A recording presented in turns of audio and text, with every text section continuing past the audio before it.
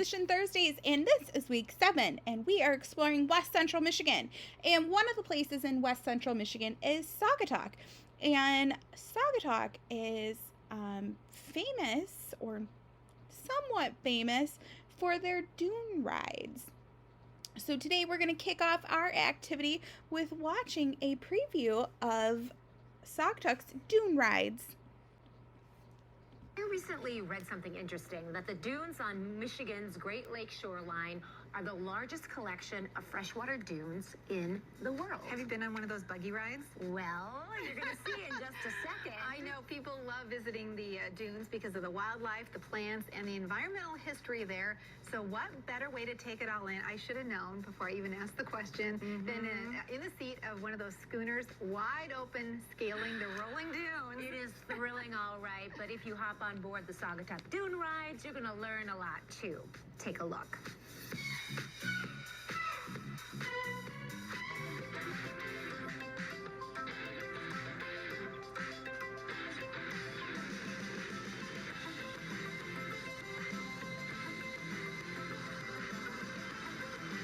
It is one of the most popular attractions along the lake shore. It involves sun, sand, beautiful views, and it's even an educational experience.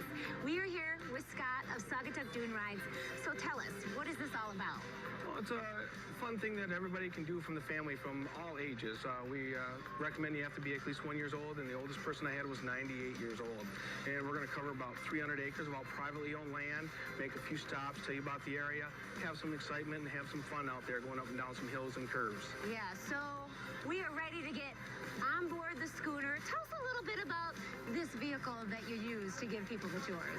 Well, these trucks here, we all make ourselves. They are, this one here is a 66 Dodge front end pickup truck. We've modified it into a diesel now, and it holds up to about 18 people.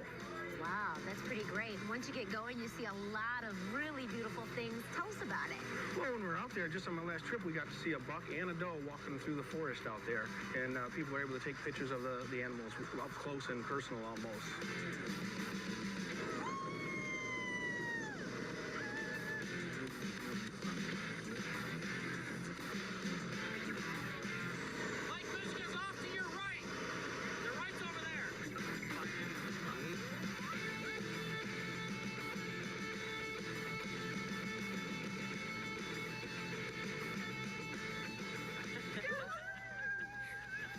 Is it thrilling? I mean, is it scary to actually do these rides? It all depends on the person, but the thing is, it gives you a little feel of thrill and excitement when you're going up and down these hills and curves and stuff like that. And we're doing about 25, 30 miles an hour while we're out there.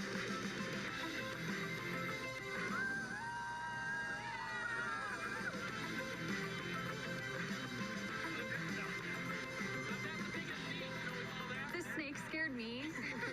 It really did. I tried to pretend it didn't, but it was a thrill. More so than I thought it would be. I guess I thought it would be kind of slow moving, and no, it was cool. Of course, location is key, because while on this ride, you actually stop. You give people the opportunity to take in the beauty of Lake Michigan and everything around it. Oh, once we get up on one of the highest dunes, we're 300 feet above Lake Michigan. It's a beautiful view of the lake. We get a nice view of it today. And when we're out there, we're also talking about some of the history about the area of the lost city of Singapore and stuff like that. So we get some educational and some fun. I was not expecting the hidden town, the town that's underneath the sand. I had no idea that Singapore ever existed. I don't think most people would ever even know that. So that was awesome learning about that. And just seeing how far you could really see, being how high up we were on that sand dune, was really, really beautiful. I didn't know it was going to be so historical. There was a lot of interesting facts that he told us. I didn't know it was just going to be, I thought it was just going to be the view and the ride, and it was really fun. I would definitely do it again. This is really something that anybody could come out and enjoy. I know you have people from all over the place that do this. All over the world, we've had people out here. I've been doing it for 29 years, and it's just amazing on all the people in different countries that people represent and come out here to ride on the Saugatuck Dune Ride. We are actually here on vacation with my family, and we came up here for the day to explore Saugatuck, and we had heard a lot of good things about the dune ride, so we knew that we wanted to do that first.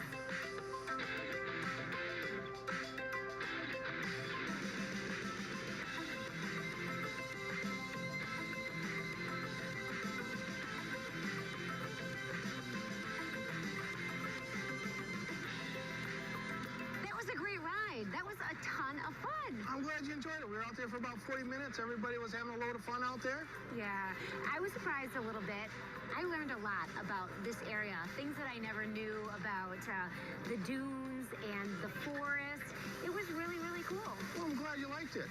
A lot of people just from the local area don't even realize what we actually have, this great treasure out here in Western Michigan. Yeah, thank you for giving us the experience. I would definitely come back. Definitely recommend it. Yeah, like families, awesome for families, and even for us being like young adults, so it was really fun. It's not just for kids, Right. it's the whole family. So I agree.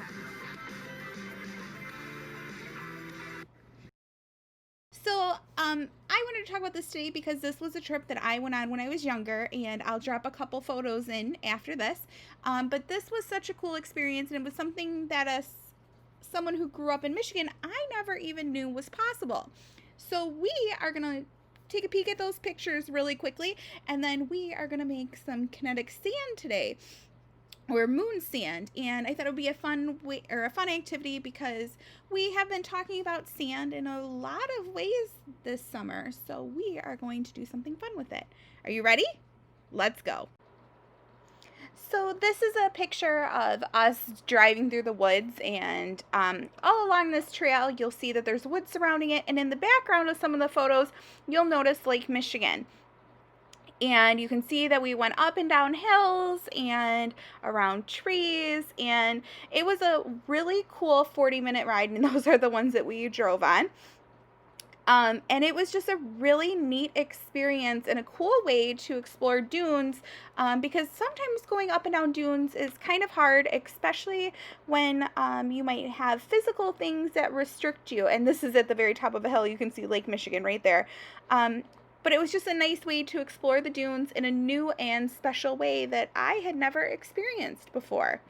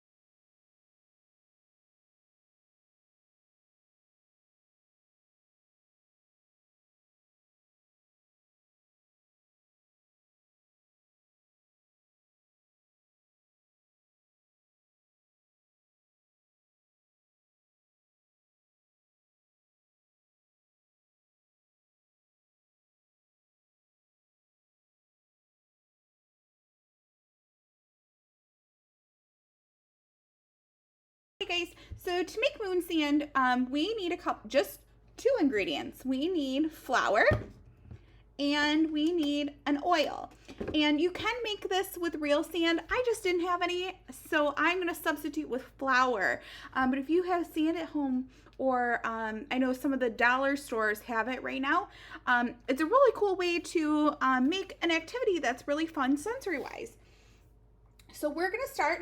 The recipe calls for 8 cups of sand or flour and 1 full cup of your oil, but I am just going to make half a batch today. So let's start. So we're going to need 4 cups, and I'm going to use my measuring cup, and unfortunately you can't quite see it, but I'm going to use a half of a cup measuring cup today. My other one's in the dishwasher. So we have, if we do a half cup and we need 4 total cups, we're going to make 8. Because 8 halves make 4 wholes. So that's 2.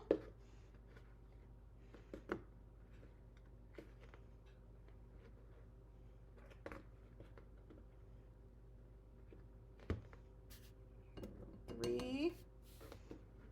And you know what? That's quite a lot. I think we're only going to make a quarter of this recipe. So we're going to do 4 because that's quite a bit.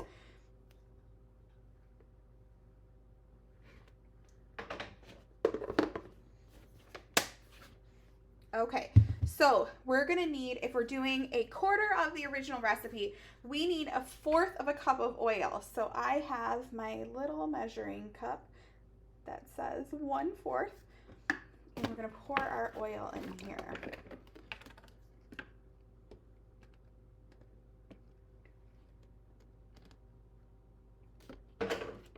Okay, and now we are just going to mix. We'll see if we need to add a little bit more oil or a little bit more flour, depending on how this turns out. We want it just wet enough that it holds its shape when we press it into things. And we want to make it so it's not slimy to the touch or too powdery. This is looking a little powdery. I'm thinking we're going to need just a smidge more. Let's see.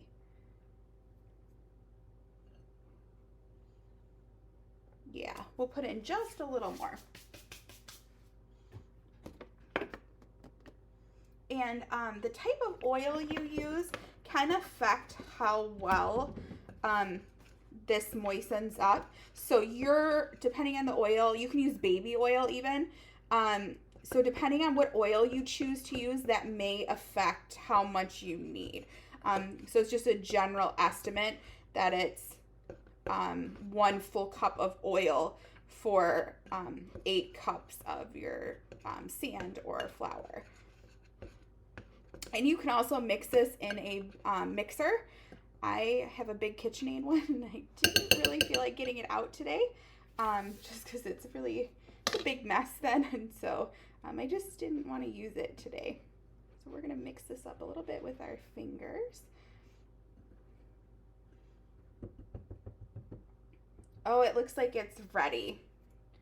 So for shapes, I am going to grab my sheets. I have some cookie cutters that I'm going to use to make some shapes in the sand. Unfortunately, most of mine are really Christmassy, so I apologize. So I'm going to just scoop a little bit of this out.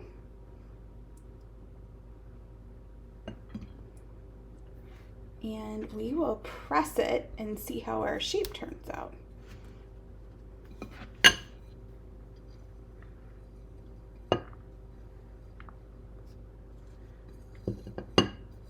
I'm just wiping the excess off back into the bowl, and let's see. Oh, so it kind of came out. It broke apart when I tapped it. So let's try this again.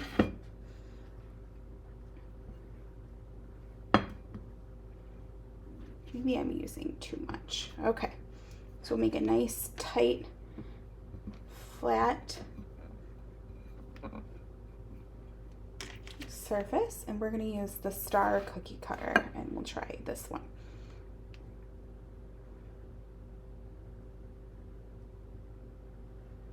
And it came out okay. I don't know if you guys can see it very well. But you can make, you can use like scoops and shovels or sand toys all to press this and make different shapes. And I think I would probably add a little bit more oil to this if I was going to play with it for quite a while. Or if I was going to get this out again. So in order to store this, you guys want to put it in an airtight container, and you guys can keep playing with this. If it starts to dry out, you just add a little bit more oil and it'll re-moisturize so it rebinds. So you can see it does hold shapes, especially if you're doing them by hand. There's a little wall. So we do have a pretty good consistency. Might just need to be a little bit more moist for our cookie cutters. But I hope you guys enjoyed making moon sand with me tonight, and I look forward to seeing your sand creations. Bye, guys.